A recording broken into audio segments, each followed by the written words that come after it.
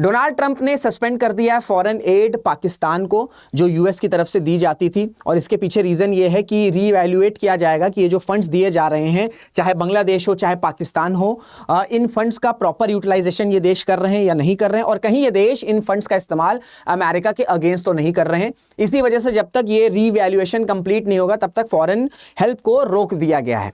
अब अगर हम पाकिस्तान की बात करें तो ऑलरेडी इकोनॉमिक क्राइसिस बहुत ज्यादा है पाकिस्तान में, ऑल टाइम हाई इन्फ्लेशन है, और इस वजह से जो यूएस की एक्सटर्नल हेल्प आती थी उस वजह से कई सारे प्रोजेक्ट्स जो है वो पाकिस्तान में रन हो रहे थे। लेकिन अब क्योंकि यूएस का ये एक्सटर्नल हेल्प बंद हो गई तो ये जो भी प्रोजेक्ट्स रन हो रहे थे पाकिस्तान में ये बंद हो सकते हैं, चाहे वो एग्रीकल्चर सेक्टर से रिलेटेड हो, चाहे वो एनर्जी सेक्टर से रिलेटेड हो, चाहे वो हेल्थ सेक्टर से रिलेटेड हो, या फिर वो एजुकेशन सेक्टर से ही क्यों ना रिलेटेड हो।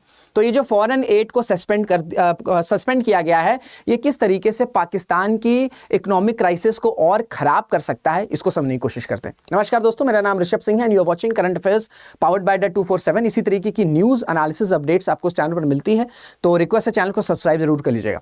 सो US temporarily suspends aid to Pakistan, की प्रोजेक्ट्स पुट ऑन होल्ड। जैसे मैंने आपको बताया कि यूएसए जो हेल्प करता था, एक्सटर्नल हेल्प जो करता था, इस बेसिस पर कई सारे प्रोजेक्ट्स रन हो रहे हैं पाकिस्तान में डिफरेंट सेक्टर्स में। सो अब ये हेल्प अगर रुक गई है तो इन प्रोजेक्ट्स पर भी खतरा मंडरा रहा है कि कहीं ये प्रोजेक्ट्स बंद ना हो जाए, क्योंकि इसमें से कई ऐसे प्रोजेक्ट्स हैं जो अभी तक कंप्लीट नहीं हुए हैं।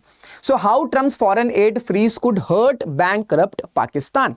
अब जैसे मैंने आपको बताया है कि डोनाल्ड ट्रंप की पॉलिसी है कि यूएस का ये स्टांस रहा है कि डिफरेंट जगहों पर डिफरेंट देशों को फॉरेन एड दे रहा है, तो इन सभी फॉरेन कंट्रीज की फॉरेन एड को रोक दिया है।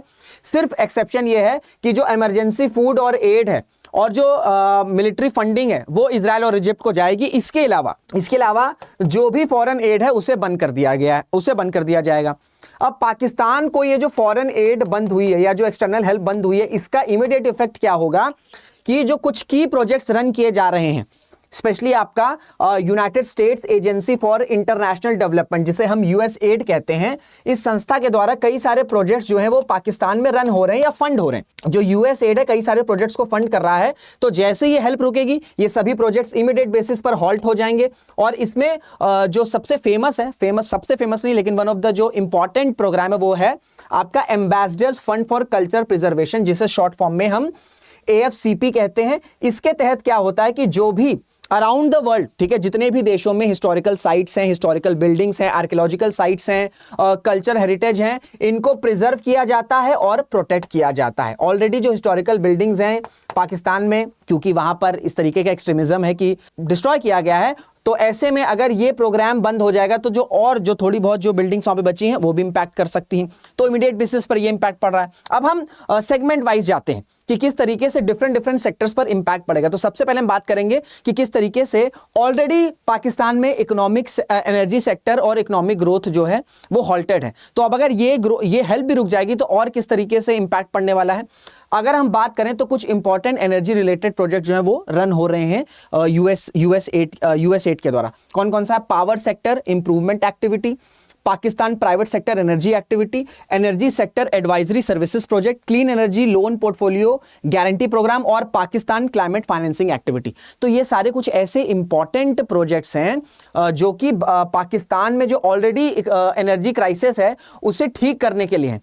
तो अब फंड रुक गई तो ये सारे प्रोजेक्ट्स जो हैं रुक जाएंगे, हॉल्ट हो जाएंगे। तो अल्टीमेटली जो एनर्जी सेक्टर है या जो एनर्जी सेगमेंट है आपका पाकिस्तान का, वो और ज्यादा क्राइसिस में चला जाएगा।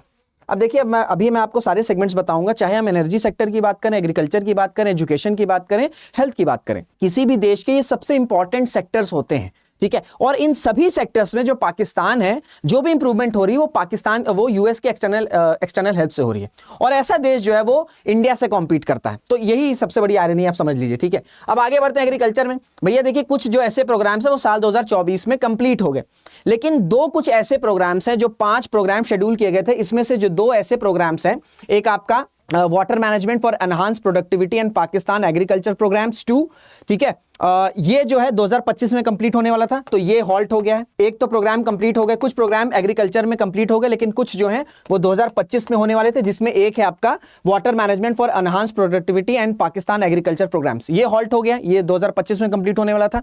इसके साथ ही साथ आपका livelihood and food security activity for Khyber Pakhtunkhwa, ठीक है, जो कि आपका फ्लड अफेक्टेड डिस्ट्रिक्ट्स को मेंटेन करना था, ये भी जो है हॉल्ट हो जाएगा। और साथ में ही आपका क्लाइमेट स्मार्ट एग्रीकल्चर और रिचार्ज पाकिस्तान, ये सब प्रोजेक्ट्स भी आपके सस्पेंड हो जाएंगे या इस पर भी होल्ड आ जाएगा, क्योंकि ऑलरेडी भैया क्लाइमेट चेंज एक रियलिटी है। तो ये सारे जो प्रोग्राम्स हैं कि किस तरीके से क्लाइमेट चेंज की वजह से किसी इलाकों में फ्लड्स आ रहे हैं, किन्हीं इलाकों में ड्रॉट आ रहे हैं, तो उनसे निपटने के लिए एग्रीकल्चर को मजबूत करना जरूरी है। एग्रीकल्चर को मजबूत करने के लिए फंडिंग की जरूरत है, और फंडिंग तो भाई पाकिस्तान के पास कुछ है नहीं, कोई बेस है नहीं इकोनॉमिक का। तो ये सारे प्रोजेक्ट जो हैं वो भी हॉल्ट होने के कगार पर हैं पाकिस्तान में when it comes to agriculture sector. तो अल्टीमेटली एग्रीकल्चर सेक्टर भी और ज्यादा क्राइसिस में आ सकता है। अब अगर हम एजुकेशन और हेल्थ की बात करें तो 4 ऐसे प्रोजेक्ट्स हैं बताए जा रहे हैं, ठीक है, ये सारी रिपोर्ट्स हैं जो 4 ऐसे प्रोजेक्ट्स हैं ये बताए जा रहे हैं कि भैया हॉल्ट पर आ सकते हैं, जो कि साल 2025 में कंप्लीट होने वाले थे, जिसमें आपका higher education system strengthening activity हो गया, फिर आपका एजुकेशन रेजिलियंस एक्टिविटी हो गया, जो कि आपका सिंध प्रोविंस और खैबर पख्तूनख्वा इन दोनों ही प्रोविंस पर फोकस करता था, ये हॉल्ट हो जाएंगे। फिर अगर हम हेल्थ सेक्टर की बात करें, ठीक है, हेल्थ सेक्टर की बात करें तो चाहे आपका integrated health system strengthening and service delivery हो, ट्यूबरकुलोसिस लोकल ऑर्गेनाइजेशन नेटवर्क हो, ट्यूबरकुलोसिस इंप्लीमेंटेशन फ्रेमवर्क अग्रीमेंट हो, बिल्डिंग हेल्दी फैमिलीज हो, या फिर ग्लोबल हेल्थ सिक्योरिटी प्रोग्राम हो, ये सारे प्रोजेक्ट्स बताए जा रहे हैं कि अगर यूएसए की एड बंद होगी, अगर क्या बंद हो चुकी है, सस्पेंड कर दिया गया है, ये सारे जो हेल्थ रिलेटेड प्रोग्राम्स हैं ये भी रोक दिए जाएंगे। तो ऑलरेडी पाकिस्तान में भैया हेल्थ की क्राइसिस है, वहां पे कुछ खास ऐसा एडवांसमेंट है नहीं। तो ये जो थोड़े बहुत प्रोग्राम्स चल रहे हैं जो कि लोगों की वहां पर मदद करते हैं, क्योंकि सरकार और वहां की जो आर्मी है उनको तो बहुत ज्यादा मतलब है नहीं लोगों की वेलफेयर से, वो तो भाई चाइना के साथ कोलैबोरेट करके फाइटर जेट्स बना रहे हैं, ठीक है, किस तरीके से इंडिया को चोट पहुंचा सके उस पर फोकस है। तो इन सब पर तो फोकस जाएगा नहीं। तो जो थोड़ा बहुत ये प्रोग्राम यूएसए जो है वो मदद करता था, ये भी हॉल्ट हो जाएगा। तो अल्टीमेटली हेल्थ क्राइसिस भी और ज्यादा खराब हो सकता है। तो चाहे आपका एग्रीकल्चर हो, ठीक है, चाहे आपका एग्रीकल्चर हो, चाहे आपका एनर्जी हो, चाहे आपका हेल्थ हो, चाहे आपका एजुकेशन हो, ये सारे ऐसे कुछ प्रोजेक्ट्स हैं जिस पर यूएस फंड करता था। ये सारे प्रोजेक्ट्स जो हैं वो हॉल्ट हो जाएंगे, ठीक है, सारे प्रोजेक्ट्स हॉल्ट हो जाएंगे। क्लियर हो गया? तो ऑलरेडी जो इकोनॉमिक क्राइसिस है वो खराब हुई होने वाली है पाकिस्तान में। अब बात करते हैं कि जो एग्जीक्यूटिव ऑर्डर डोनाल्ड ट्रंप ने दिया है उसका मतलब क्या है। मैंने आपसे बताया है कि जो यूएसए है वो कई सारी कंट्रीज को फॉरेन एड देता है, सिर्फ बांग्लादेश और पाकिस्तान को नहीं देता है। हर कॉन्टिनेंट में जो इंपॉर्टेंट कंट्रीज हैं उनको ये जो एड है, फॉरेन एड है, वो देता है, वो प्रोवाइड करता है। 90 दिनों के लिए इन सभी देशों की जो फॉरेन एड है इसे हॉल्ट कर दिया गया है, रोक दिया गया है। कई एक्सपर्ट्स का मानना है कि ये जो टेम्पररी शब्द बोला जा रहा है ये फ्यूचर में जाके परमानेंट भी हो सकता है, या फिर ड्रास्टिकली इस फॉरेन एड में रिडक्शन भी आ सकता है यूएसए की तरफ से। वी नेवर नो, बट कई सारे एक्सपर्ट्स का मानना है। अब इसके पीछे रीजन ये दिया है डोनाल्ड ट्रंप ने कि डोनाल्ड ट्रंप ये चाह रहे हैं, उनका कहना यह है कि $1 भी, ठीक है, $1 भी जो अमेरिकन टैक्स पेयर का खर्चा हो रहा है वो बिल्कुल भी अमेरिका के अगेंस्ट यूज नहीं होना चाहिए। अगर $1 भी अमेरिकन टैक्स पेयर का पैसा अमेरिका के अगेंस्ट यूज हो रहा है तो उस $1 को भी अमेरिका रोकेगा या ट्रंप रोकेगा।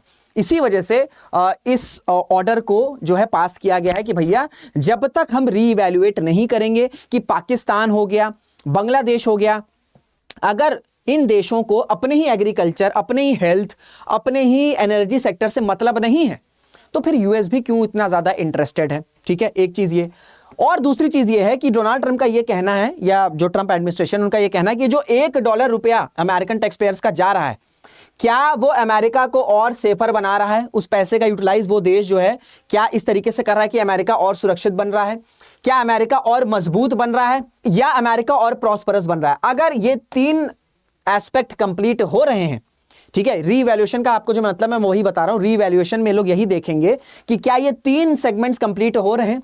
Does it make America safer, does it make America stronger, does it make America more prosperous, plus ये जो पैसा जा रहा है उसका यूटिलाइजेशन वो देश किस तरीके से कर रहा है। जो हमने फंड किया, जैसे हेल्थ में दिया है तो हेल्थ में यूटिलाइजेशन हो रहा है, या फिर थोड़ा सा हेल्थ में यूटिलाइज करके फिर इससे फंड को डाइवर्ट कर दिया भैया कि रीजन में चलो भैया एक्सट्रीमिज्म को सपोर्ट करते हैं। तो ये सारी चीजें इवैल्यूएशन करी जाएगी, और कई एक्सपर्ट्स का कहना है कि रिवैल्यूएट के बाद यही होगा कि ये जो टेम्पररी शब्द बोला जा रहा है शायद ये परमानेंट हो जाए, या फिर ड्रास्टिक लेवल में जो यूएस है वो अपनी फॉरेन एड को रिड्यूस कर सकता है। तो फिलहाल यही न्यूज़ है कि फॉरेन एड जो है वो पाकिस्तान को रोक दी गई है, और इस फॉरेन एड के रुकने से पाकिस्तान में जो इकोनॉमिक क्राइसिस है ये और ज़्यादा खराब होने वाला है या हो सकता है, जो कि मैंने आपको प्रोजेक्ट्स के थ्रू समझाने की कोशिश करी है।